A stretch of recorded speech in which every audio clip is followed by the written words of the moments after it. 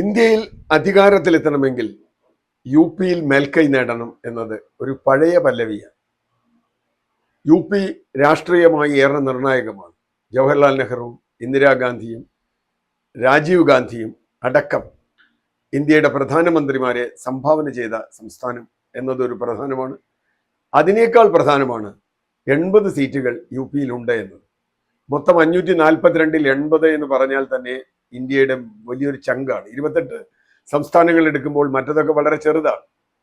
അപ്പൊ യു പിയുമായി താരതമ്യം ചെയ്യാവുന്ന ഒരു സംസ്ഥാനവും ഇന്ത്യയിലില്ല. അതുകൊണ്ട് യു പിയിൽ ആര് അധികാരമേറുന്നുവോ അവർ ഇന്ത്യ ഭരിക്കും എന്നത് പൊതുവായുള്ള ഒരു സമവാക്യമാണ്. അത് രാഷ്ട്രീയ സമവാക്യമാണ്. BJP കഴിഞ്ഞ കുറെ തെരഞ്ഞെടുപ്പുകളായി യു പിയിൽ അങ്ങേയറ്റത്തെ ആധിപത്യം പുലർത്തിയിട്ടുണ്ട്. അവിടെ ഉണ്ടായിരുന്ന ജാതി ഘടന, ഇവിടെ ജാതിയായിരുന്നു പ്രധാന രാഷ്ട്രീയ മുദ്രാവാക്യം. അതിൽ ചൗധരി ചരൺ സിംഗ് ഒരു വശത്തുണ്ടായിരുന്നു, മുലായം സിംഗ് യാദവിന്റെ കൂട്ട വേറെ കുറെ ആളുകൾ ഉണ്ടായിരുന്നു. അങ്ങനെ കുറെ ജാതിയിൽ ജാട്ടും യാദവും മുസ്ലിമും അങ്ങനെ വളരെ വ്യത്യസ്തമായ സങ്കീർണമായ ഒരു അവസ്ഥയുണ്ടായിരുന്നു.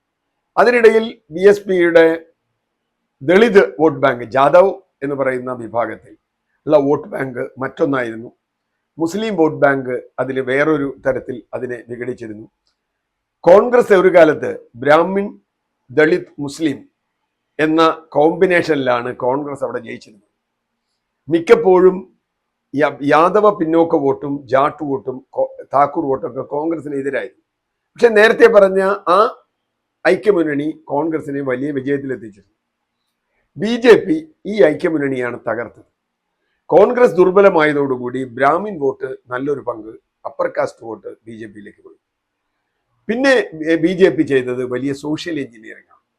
ജാതിക്കപ്പുറത്ത് മതം പ്രധാനമാക്കുന്ന തരത്തിൽ ഹിന്ദുത്വ എന്ന അജണ്ട എല്ലാ ജാതികളെയും കൂട്ടിയോജിപ്പിക്കുന്ന തരത്തിലേക്ക് കൊണ്ടുവരാൻ കഴിയുകയും അങ്ങനെ പിന്നോക്ക വിഭാഗങ്ങളുടെ വലിയൊരു വോട്ടും താക്കൂർ വിഭാഗങ്ങളുടെ വോട്ടും ഒരു പരിധിവരെ ദളിത് വോട്ടുകളും അവർക്ക് സമാഹരിക്കാൻ കഴിയും.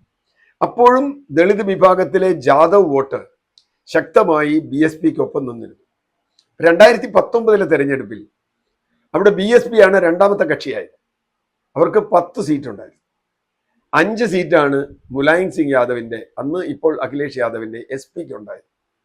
റായ്ബറേലി എന്ന ഒറ്റ സീറ്റ് മാത്രമാണ് കോൺഗ്രസ് ജയിച്ചത്. അമേധി എന്ന് പറയുന്ന നെഹ്റു കുടുംബത്തിന്റെ തറവാട്ട് സ്വത്ത് എന്ന് പോലും പറയാവുന്ന സ്ഥലത്ത് രാഹുൽ ഗാന്ധി പരാജയപ്പെടുകയും ചെയ്തു. വലിയ തകർച്ചയാണ് അവിടെ ഉണ്ടായത്. അവിടെ സംഘടനാപരമായി നോക്കിയാൽ BJP വളരെ വളരെ ശക്തമാണ്. RSSന്റെ സംഘടനാ ബലമുണ്ട്. അവർക്ക്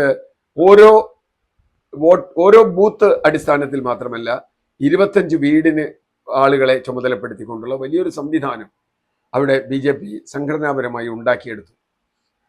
അവിടെ നിയമസഭയിൽ അധികാരത്തിൽ വന്നു. യോഗി ആദിത്യനാഥിന്റെ നേതൃത്വത്തിലുള്ള വലിയൊരു അധികാര ഘടന അവിടെ രൂപപ്പെട്ടു. ഏതായാലും 2019 നിന്ന് 2024 എന്തു മാറ്റം അവിടെ ഉണ്ടാകും എന്നാണ് നമ്മൾ പരിശോധിക്കേണ്ടത്. അതിൽ ഏറ്റവും പ്രധാനം അഖിലേഷ് യാദവും രാഹുൽ ഗാന്ധിയും ചേർന്ന ഒരു കെമിസ്ട്രിയാണ്. ആ കെമിസ്ട്രി ജനങ്ങളിൽ നല്ല സ്വാധീനമുണ്ടാക്കി. ഭാരത് ജോഡോ യാത്രയ്ക്ക് പോലും നല്ല സ്വീകരണം ഉണ്ടായി. അവർ രണ്ടുപേരും ചേർന്നുള്ള റാലികളിൽ വലിയ തോതിൽ ജനക്കൂട്ടമുണ്ടായി. ഒരു റാലിയിൽ ജനക്കൂട്ടം അവർ പ്രതീക്ഷിച്ചതിനേക്കാളൊക്കെ വളരെ കൂടുതൽ വന്നുകൊണ്ട് യോഗം നടത്താൻ പോലും കഴിയാത്ത ഒരവസ്ഥയുണ്ടായി. തീർച്ചയായും ഒരു പ്രതീക്ഷ ഇന്ത്യ മുന്നണി അവിടെ വച്ചിരുന്നു. അപ്പോഴും ചില ചോദ്യങ്ങൾ ഉണ്ടായിരുന്നു. BSPയുടെ നിലപാടുകൾ പലപ്പോഴും സംശയാസ്പദമായിരുന്നു. കാരണം EDയുടെയും ഇൻകം ടാക്സിന്റെയും ഒക്കെ വലയിൽപ്പെട്ട മായാവതി ഏത് നിമിഷവും തടവിലാക്കപ്പെടാം എന്നും അങ്ങനെ ആക്കപ്പെടാതിരിക്കണമെങ്കിൽ BJPക്ക് അനുകൂലമായി കളിക്കണമെന്നും ഉണ്ടായിരുന്നു. അതുകൊണ്ട് അവർ പല കളികളും കളിച്ചു. ഈ തെരഞ്ഞെടുപ്പിൽ പോലും നിർത്തിയ സ്ഥാനാർത്ഥിയെ മാറ്റി. പല സ്ഥലങ്ങളിലും മുസ്ലിം ഭൂരിപക്ഷമുള്ള, മുസ്ലിം ജനസംഖ്യയുള്ള സ്ഥലത്ത് മുസ്ലിം സ്ഥാനാർത്ഥിയെ BSP നിർത്തി. എന്ന് പറഞ്ഞാൽ മുസ്ലിം വോട്ട് ഭിന്നിച്ചു പോകണം എന്നുള്ളത് കൊണ്ട് അത്തരത്തിൽ നിരവധി കളികൾ ഇത്തവണയും കളിച്ചിട്ടുണ്ട്. RLD, അപ്പനാദൾ പോലെയുള്ള കക്ഷികൾ ഇപ്പോഴും BJPയുടെ കൂടെ, NDAയുടെ കൂടെയുണ്ട്.